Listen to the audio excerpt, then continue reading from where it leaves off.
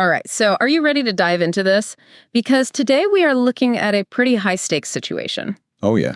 What happens if Donald Trump, the incoming U.S. president, actually sits down to talk with Putin? Right. What could that mean for the war in Ukraine? You sent over a Bloomberg News article and a news clip. Yeah. So let's kind of break those down and see what they tell us. Yeah, the timing of all this is interesting, wouldn't you say? I mean, Trump's already talking about setting up this meeting. Right. And the Kremlin is being much more cautious, saying no real groundwork's even been laid yet. Yeah. So it seems like a bit of a power play right from the get-go. Absolutely. And the Bloomberg piece really, I think, gets right to the heart of it by laying out Putin's demands. Yeah. He's essentially saying, here's what I want. No negotiation. Right. And what he wants is for Ukraine to become neutral with a very limited military and definitely no ties to NATO.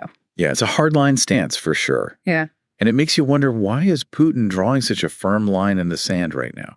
I think it's because despite the costs, Russia's recent military advances have given him more leverage. He feels emboldened, and he's trying to dictate the terms of any future agreement. So let's dig into exactly what Putin is asking for. Okay. The article mentions that he wants Ukraine to give up control of almost 20% of its territory. Wow. Which is land that Russia currently holds, including Crimea. Which is a significant chunk of Ukraine.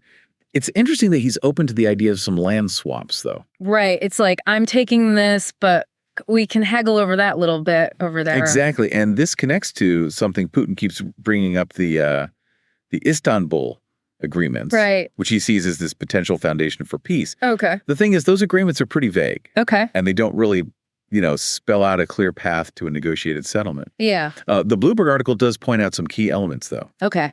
Like banning foreign troops in Ukraine, no joint military exercises, right, and obviously no NATO membership for Kift. But, I mean, wouldn't those terms essentially turn Ukraine into a Russian puppet state?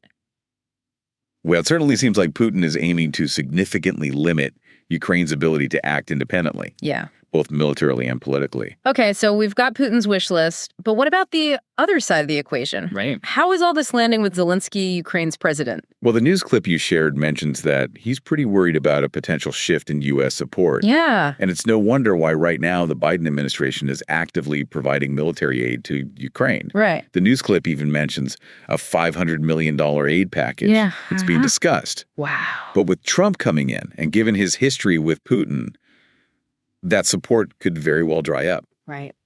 And that brings us to a critical question for Zelenskyy. Yeah. If the U.S. backs off, how much leverage does he really have in any negotiation with Putin?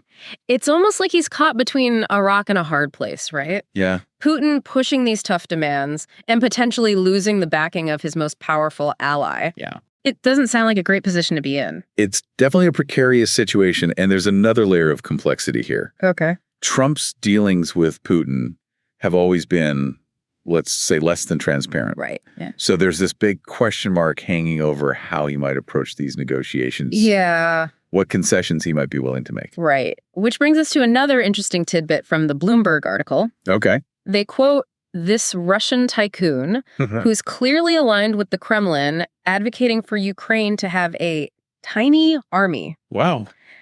Basically just enough for border patrol and some police work. Right. Definitely not enough to stand up to Russia, he emphasizes. It's a chilling statement, but it really underscores what Putin seems to be aiming for. Right. The complete neutralization of Ukraine as a military threat. Yeah, control seems to be the name of the game. It really is. And that's where the potential shift in U.S. policy under Trump becomes even more concerning, right? Oh, absolutely. Yeah. Because right now, Western military aid is helping Ukraine resist Russia's advances. Right. But if that aid dwindles or disappears under a Trump presidency, it's a huge question mark for Ukraine's future. For sure. Could they survive a sustained Russian offensive without that support? Right. Would they be forced to accept a peace deal that essentially cedes control to Putin? Yeah. These are the kinds of questions Zelensky's likely grappling with right now. Absolutely. I think those are the key questions. And it gets even more complicated when you factor in the historical context. Yeah. Putin has repeatedly used the threat of Ukraine joining NATO as a justification for his invasion. Right. He sees NATO expansion as a direct threat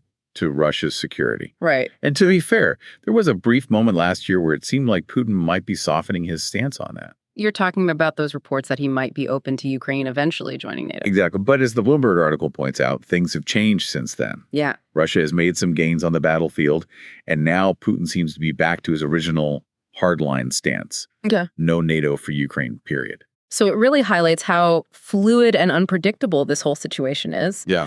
But one thing that seems clear is that Putin sees these Istanbul agreements as his preferred roadmap to peace. Yeah, he keeps referring back to them. And while the specifics are still somewhat murky, Right. we know they include provisions that would severely restrict Ukraine's ability to defend itself. Right. Things like limiting the size of their army, restricting the range of their missiles, Right. banning foreign troops and joint exercises, basically everything we've already touched on. Which, of course, brings us back to Zelenskyy and the enormous pressure he's under. Absolutely. I mean, on the one hand, he's got Putin demanding huge concessions. Yeah. On the other hand, he's got Trump. Right. A notoriously unpredictable figure, Yeah. potentially pulling the rug out from under him in terms of U.S. support. Right. It's an incredibly tough spot to be in, no doubt about it. Absolutely. And it leaves him with a very difficult question. How does he navigate the situation to secure the best possible outcome for Ukraine, given the hand he's been dealt? Yeah, that's the million-dollar question, isn't it? Yeah, and I think to answer it, we need to dig a little deeper into Zelensky's potential strategies. Okay. What options does he actually have here? Well, that's where things get really interesting, because despite the pressures he's facing, Okay. Zelenskyy isn't powerless. He's got some cards to play, both domestically and internationally. Okay. I'm all ears. Tell me more. So let's consider Zelenskyy's position on the home front. He's got a population that's overwhelmingly against any concessions to Russia. Right. They've fought hard. They've suffered losses. Yeah. And they're not going to easily accept giving up territory or sovereignty. Right. So that gives Zelenskyy some leverage, in terms of public opinion. Okay. He can use that strong national sentiment to push back against pressure from both Putin and potentially Trump. That makes sense. He can say, look, my people won't accept this, so I can't accept this. Exactly. And then there's the international angle. While U.S. support might be in question under Trump. Right. Zelenskyy can work to strengthen ties with other Western allies. Okay. The European Union, Canada, maybe even countries like Japan and Australia. Right. He can make the case that a strong, independent Ukraine is crucial for global security. Yeah. And push for continued economic and military aid from those sources. So it's about diversifying his support base, not putting all his eggs in the U.S. basket. Precisely. And then there's the economic piece. Yeah. Ukraine has been hit hard by the war. Of course. But there's potential for economic recovery and growth. Okay. Especially with the right kind of international investment. Okay. Zelenskyy can use that potential as a bargaining chip. He can say, look, if you help us rebuild, we can become a strong economic partner, a bulwark against Russian influence in the region. It's almost like flipping the script, right? Instead of being seen as a burden, Ukraine can position itself as an opportunity. It's about shifting the narrative, playing to the long-term interests of potential allies and investors. Yeah. And let's not forget, Zelenskyy himself has a certain amount of personal leverage. Okay. He's a charismatic leader. He's become this global symbol of Ukrainian resilience. Right. And he's shown a willingness to stand up to Putin. Yeah. So that gives him a platform of voice that carries weight on the international stage. It's fascinating how you've painted this picture of Zelenskyy as someone who, despite these enormous challenges, still has some cards to play. Absolutely. He's not a passive bystander in all of this. He's got agency, he's got options, and he's got the will to fight for Ukraine's future. Yeah. Now, whether he can successfully navigate these treacherous waters and achieve a favorable outcome, right, that's another question altogether. But he's certainly not starting from a position of complete weakness. Okay, so we've talked about Putin's demands, the potential shift in U.S. policy under Trump, and Zelensky's potential strategies. Now let's try to connect the dots here. Okay. If these talks do happen, what are the most likely scenarios that could play out? Well, it's hard to say for sure, especially with someone as unpredictable as Trump involved. Right. But I think we can map out a few potential pathways. Okay. Each with its own set of risks and rewards. Okay, walk me through it. What's scenario number one? Scenario one is what we might call the hardline stalemate. In this scenario, neither side budges. Okay. Putin sticks to his maximalist demands. Yeah. Zelenskyy refuses to make significant concessions. Yeah. And Trump either backs Putin or remains completely hands-off. Yeah. The result, Continuation of the war, probably at a lower intensity, with neither side able to achieve a decisive victory. Right. Essentially a frozen conflict that drags on for years with ongoing human suffering and a constant threat of escalation. That sounds pretty bleak. What about scenario number 2? Scenario 2 is the forced compromise in this scenario. Zelenskyy, under pressure from both Putin and a potentially unsupportive Trump administration, is forced to accept a peace deal that falls far short of Ukraine's goals. Okay. This could involve territorial concessions, limitations on Ukraine's military, and a commitment to neutrality. Okay. Essentially, it's Putin getting most of what he wants, Right. with Ukraine making significant sacrifices to achieve a fragile peace. So a victory for Putin, a defeat for Ukraine. What's the third possibility? The third scenario is what we might call the negotiated settlement. Okay. This is the most optimistic scenario, Okay. where all sides come to the table with a willingness to compromise Right. and find a solution that addresses the core concerns of each party. But how realistic is that, given everything we've discussed? It's certainly the most challenging path, Yeah. but it's not entirely out of the realm of possibility. It would require Putin to soften his stance, Zelenskyy to make some difficult choices, Right. and Trump to play a constructive role as a mediator rather than siding with Putin. So a lot of ifs and maybes. Exactly. And even in this best case scenario, the negotiated settlement would likely involve some compromises from all sides. Yeah. Ukraine might have to accept some limitations on its military, for example, Right. or agree to a phased withdrawal of Russian forces over time. But at least it wouldn't be a complete capitulation to Putin's demands. Right. And it would offer the best chance for a lasting peace. Okay. One that allows Ukraine to rebuild and eventually reassert its full sovereignty. Okay, so we've got 3 potential scenarios. The hardline stalemate, the forced compromise, and the negotiated settlement. Right. And as you said, it's hard to predict which way things will go, especially with Trump as a wild card. Absolutely. But I think it's helpful to have this framework in mind as we watch this situation unfold. Absolutely. Because by understanding the possible outcomes, we can better assess the risks and opportunities. Right. And we can start thinking about how the international community can help shape the trajectory of events towards a more peaceful and just resolution. So we've covered a lot of ground here. We've explored Putin's demands, Zelensky's potential strategies, and the possible scenarios that could play out if these talks actually happen. Right. But there's one piece of the puzzle we haven't really touched on yet, the role of the Istanbul agreements. Yeah. Putin keeps bringing them up, but the details are still pretty vague. Can we unpack that a bit more? Yeah, those agreements are a bit of a mystery, Yeah. but I think we can shed some light on them based on what we know so far. Okay. Remember, they were drafted last year as a potential framework for peace, but the negotiations ultimately fell apart. Right. Now Putin's trying to resurrect them as a starting point for talks with Trump. Okay. But what's interesting is that these agreements reflect a very specific worldview, a very specific set of goals that Putin has for Ukraine. Okay, I'm intrigued. Tell me more about this worldview and these goals. Well, at its core, Putin's vision for Ukraine is one of limited sovereignty. Okay. A Ukraine that's firmly within Russia's sphere of influence, unable to challenge Russian power or align itself with the West. So essentially a neutralized Ukraine, both militarily and politically. Exactly. And the Istanbul agreements were designed to achieve precisely that. Okay. For example, the provisions limiting the size and capabilities of Ukraine's military. Right. Those were meant to ensure that Ukraine could never pose a threat to Russia. Okay. And the ban on foreign troops and joint exercises, that was aimed at preventing any Western military presence in Ukraine, which Putin sees as a red line. It's like a blueprint for turning Ukraine into a buffer state, a kind of demilitarized zone between Russia and the West. That's a good way to put it. Yeah. And it's worth noting that this vision for Ukraine isn't new for Putin. Right. It's rooted in his long-held belief that Ukraine is historically and culturally part of Russia, Yeah. and that its independence was a mistake, a historical anomaly that needs to be corrected. So these Istanbul agreements are more than just a set of technical demands. They represent a much deeper, more ideological agenda that Putin is pursuing. Absolutely, and I think that's something that needs to be understood by anyone who's involved in trying to broker a peace deal. Right. Because if you're not aware of the underlying motivations driving Putin's demands, Right. you're likely to underestimate his resolve and miscalculate the risks involved in making concessions. So it's not just about territory or military hardware. It's about power control Right. and a vision of history that justifies Russian dominance in the region. Precisely. Then that makes these negotiations all the more complex and all the more dangerous.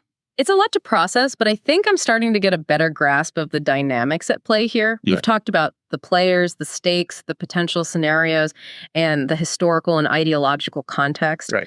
But there's one more element I want to explore before we wrap up this deep dive: the human cost of this war. Of course, we can't forget about the human tragedy that's unfolding in Ukraine. Right. Millions of people have been displaced from their homes. Thousands have been killed. Yeah. And countless lives have been shattered by the violence. Right. And as we talk about these high-level negotiations and geopolitical maneuvering, Yeah, it's easy to lose sight of the human impact, the suffering that's happening on the ground. absolutely. And it's crucial that any peace deal, any new negotiated settlement prioritizes the needs of the Ukrainian people. Of course. That means ensuring their safety, their access to humanitarian aid, their right to return to their homes, and their right to self-determination. It's about more than just ending the fighting. It's about creating the conditions for a just and lasting peace, a peace that allows the Ukrainian people to heal and rebuild their lives. Exactly. And that requires more than just words on paper. It requires a commitment from all sides to support Ukraine's recovery, Yeah. to invest in its future, and to ensure that its people are never again subjected to this kind of aggression and violence. It's a daunting task, but it's one that the international community cannot shirk. I agree the stakes are too high and the human cost is too great. Yeah. We have a moral obligation to do everything in our power to help Ukraine achieve a peaceful and prosperous future. Well said, and I think that's a powerful note to end this deep dive on. We've explored the complexities of the situation, the potential risks and opportunities, and the human cost of this conflict. Right. But I think the most important takeaway is that the future of Ukraine is not predetermined. It's being shaped right now by the decisions of leaders, the actions of ordinary people, and the choices made by the international community. And that means there's still hope. Yeah. Hope for a just peace, hope for a brighter future for Ukraine, and hope for a world where such conflicts can be prevented and resolved peacefully. And it's clear that, this isn't just about drawing lines on a map or counting tanks. Right. It's about the lives of millions of people who are caught in the middle of this power struggle. Absolutely. And it brings me to a point that keeps coming up in the Bloomberg article. Yeah. The ambiguity surrounding Trump's stance on Ukraine. Right. Some of his advisors apparently support giving Ukraine enough aid to strengthen its position in any negotiations. Right. But Trump himself has blown hot and cold on Ukraine in the past. Yeah. Yes. He's even praised Putin's leadership on multiple occasions. Yeah. Which makes it almost impossible to predict what he'll do if these talks actually happen. Right. Will he push back against Putin's demands, or will he side with Putin, even if it means sacrificing Ukraine's sovereignty? Right. It's a huge unknown, and it adds a whole other layer of complexity. To an already volatile situation. Yeah. And remember that chilling quote from the Russian tycoon we talked about earlier? Mm-hmm. The one about Ukraine only needing a tiny army. Yeah. If that's the kind of outcome Trump ends up supporting, it's hard to see it as anything other than a win for Putin and a loss for Ukraine, for democracy, and for the idea of a rules-based international order. Exactly. It would set a dangerous precedent. Yeah? It would basically signal that powerful countries can just redraw borders by force and get away with it. Right. And that's a recipe for instability and conflict, not just in this region, but around the world. So as we wrap up this deep dive, it seems like there's a lot more at stake here than just the fate of Ukraine. Absolutely. These potential talks and the outcome could have major repercussions for global security, for the balance of power between democracies and autocracies, and for the very principles that underpin the international system. I couldn't agree more. I think we're potentially at a turning point in history. Yeah. And the choices made in the coming weeks and months could have ripple effects that extend far beyond Ukraine's borders. It's a situation that demands our attention, our critical thinking, Absolutely. and our willingness to engage in informed discussions about the best way forward. Couldn't have said it better myself. Well, I want to thank you for joining us for this deep dive. Oh, it's been a pleasure. It's been a fascinating, albeit sobering conversation. Yes, it has. We've covered a lot of ground, but as always, there's so much more to explore. There always is. And that's the beauty of it, isn't it? The learning never stops. Exactly. So to our listener, keep asking questions, keep seeking out diverse perspectives, and stay engaged. The world needs more informed and thoughtful citizens, especially in times like these. Until next time, stay curious. And thanks for diving deep with us.